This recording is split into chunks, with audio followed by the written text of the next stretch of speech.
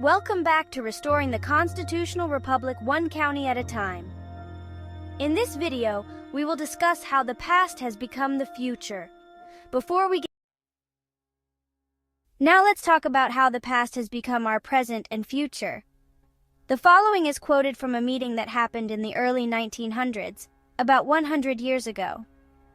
It's hard to believe how a conversation made 100 years ago can be dead on to the methods that are being discussed for use in today's society. Edward Mandell House made the incredulous conversation below to Woodrow Wilson while Wilson was president of the USA between 1913 and 1921. With today's society dealing with security and possible use of fingerprints and DNA to maintain order internally, the words of Edward Mandell House then would make him a prophet equal to many science fiction writers of his time. Here is his quote. "Very soon, every American will be required to register their biological property in a national system designed to keep track of the people, and that will operate under the ancient system of pledging. By such methodology, we can compel people to submit to our agenda, which will affect our security as a chargeback for our fiat paper currency. Every American will be forced to register or suffer not being able to work and earn a living. They will be our chattel, and we will hold the security interest over them forever by operation of the law merchant under scheme of secured transactions. Americans, by unknowingly or unwittingly delivering the bills of lading to us, will be rendered bankrupt and insolvent, forever to remain economic slaves through taxation, secured by their pledges. They will be stripped of their rights and given a commercial value designed to make us a profit, and they will be none the wiser. For not one man in a million could ever figure it out. We have in our arsenal plausible deniability. After all, this is the only logical way to fund government, by floating liens and debt to the registrants in the form of benefits and privileges. This will inevitably reap to us huge profits beyond our wildest expectations and leave every American a contributor to this fraud, which we will call social insurance. Without realizing it, every American will insure us for any loss we may incur, and in this manner, every American will unknowingly be our servant, however begrudgingly. The people will become helpless and without any hope for their redemption, and we will employ the high office of the president of our dummy corporation to foment this plot against America." The question to ask is this true? From the context of the author, no. The real author was known as Kwai Tom, a legal researcher then living in Wyoming in 2002. As he said, this is what they are doing. Consider what Theodore Roosevelt said at the Jamestown Exposition on April 26, 1907. "We of this mighty Western Republic have to grapple with the dangers that spring from popular self-government, tried on a scale incomparably vaster than ever before in the history of mankind. It behooves us to remember that men can never escape being governed.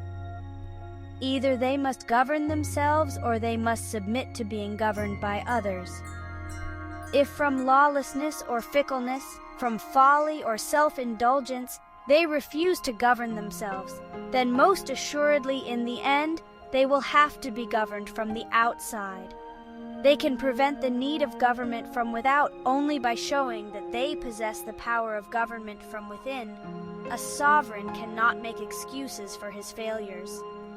A sovereign must accept the responsibility for the exercise of the power that inheres in him, and where, as it is true in our republic, the people are sovereign, then the people must show a sober understanding and a sane and steadfast purpose if they are to preserve that orderly liberty upon which as a foundation every republic must rest."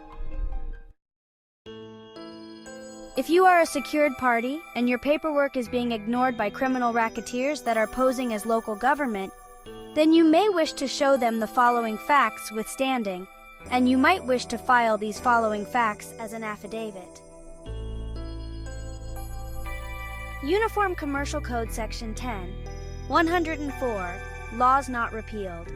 The article on documents of title, Article 7, does not repeal or modify laws prescribing the form or contents of documents of title or the services or facilities to be afforded by Baileys, or otherwise regulating Baileys' businesses in respects not specifically dealt with herein.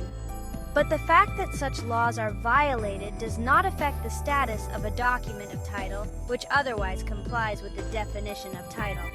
Section 1, 201, as amended in 1962 and 1994. Note: Business Law, 1962, West Pub, Chapter 23, page 491. Secured party replaces mortgagee, seller, entrustor, assignee. Security interest replaces title. Financing statement is the instrument filed to give public notice. UCC 1, codification of HJR 192. In June 1933, the international bankers, owners of the Federal Reserve Bank, a private bank, took control of all private and real property by 1. The consent of Congress due to the United States Inc. going bankrupt in 1933. 2. As supported by executive orders of the then presidents. And 3. Upheld by preceding presidents and Congress as well. As a result of these acts, Congress made provisions for redemption in the 1900s for your reinstatement of rightful status as an American sovereign when you became of age or became aware of the right to redeem.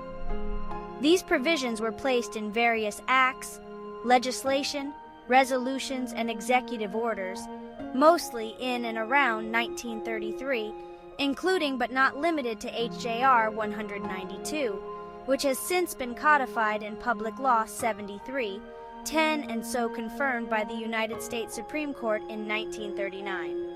Diet v. Turner, Warder, Utah State, 439 p. 2nd, 266 at 267, the United States Supreme Court, as at present constituted, has departed from the Constitution, as it been interpreted from its inception, and has followed the urgings of social reformers in foisting upon this nation laws which even Congress could not constitutionally pass. It has amended the Constitution in a manner unknown to the document itself. While it takes 3/4 of the states of the Union to change the Constitution legally, yet as few as 5 men who have never been elected to office can, by judicial fiat, accomplish a change just as radical as could 3/4 of the states of this nation.